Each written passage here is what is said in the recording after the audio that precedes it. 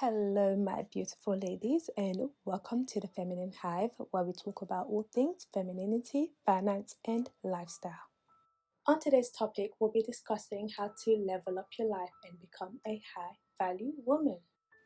The essence of femininity is about knowing who you are, knowing where you're going, knowing who you want to be.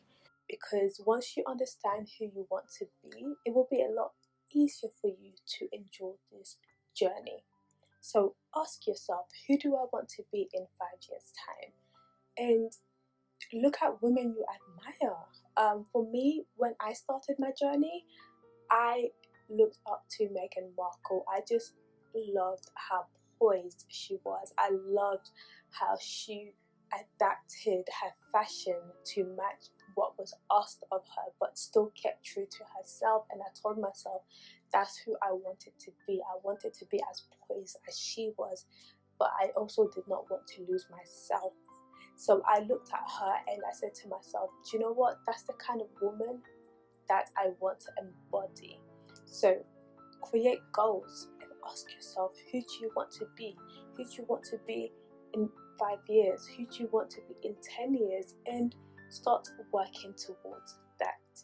My second tip, which I guess aligns with my first tip, is to create goals. Create short-term and long-term goals. So your short-term goals could be 6 months' time, this is what I want to look like. In 6 months' time, this is how much emotional maturity I want to gain. In 5 years' time, this is who I want to be. And say in 5 years' time, your goal is to be a mother and a wife. Show up, make sure that you're working towards showing up as the woman you'll be proud of, the woman your children will be proud of. So for example, if your goal is to be a mother, ask yourself, look at the women around you and ask yourself, do I want to be like them? Do I want to embody motherhood like they are embodying motherhood? Do I want to be like these women? And if the answer is no, then start analyzing what they're doing wrong, what you do not like, and change that for yourself so that you can become the mother that you are proud of. And if your goal is to not have children, in 5 years' time, say you're 25 at 30, you look at the women now who are in their 30s or in the mid 30s and look at them and ask yourself, do I want to be like them? And if the answer is no, look at what they're doing wrong and look at what you do not want to embody at that stage and set those goals. So I say set long-term and short-term goals because it's those short-term goals that will enable you to then achieve those long-term goals. In your family, if you've noticed that so many people are, let's say, baby mothers, or so many people are in toxic relationships, in horrible marriages, and you look at your life and you look at your experiences in relationships and you realize that subconsciously you've been getting yourself in these same types of relationships, therapy will help you to self-reflect, and therapy will really help you to do the internal work that you have to do. This journey is not so much about the external, this journey is so much about the internal, because once you do that internal work within yourself, it will lead ways for you to actually show up as who you do want. It will lead ways for you to be more confident in yourself, to not allow people to treat you however they want to treat you, or to allow people in your current life who unfortunately you cannot get rid of to make you feel some kind of way, or to get them to continue to get you to be an emotional wreck. So I say therapy is really, really important. But outside of therapy, you should also journal. I would even suggest you journal. And I always advise my friends to journal their feelings, especially if they're in conflict with one another. And this is something I do when I'm trying to process my emotions, when I'm trying to process what's going on in my head, but I can't. I write it down.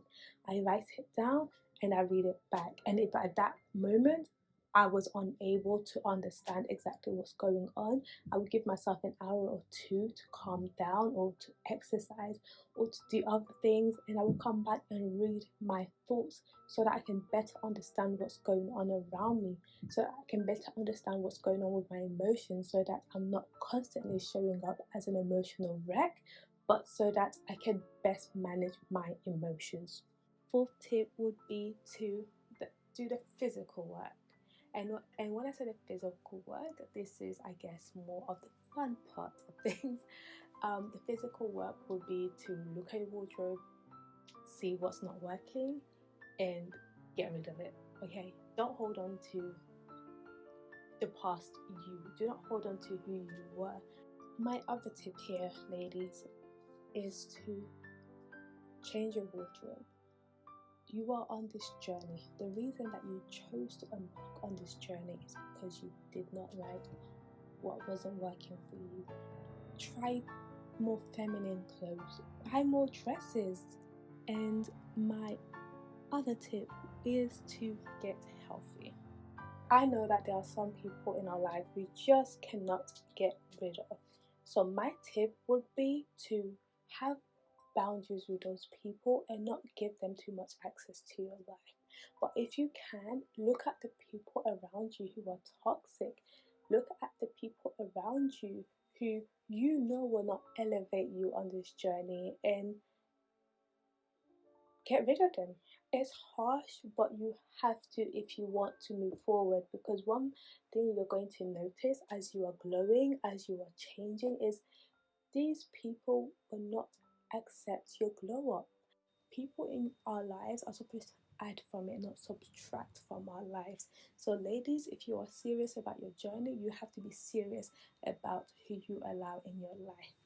I hope this topic and this advice was helpful to you. So, if you liked this video, please click the like button and subscribe below.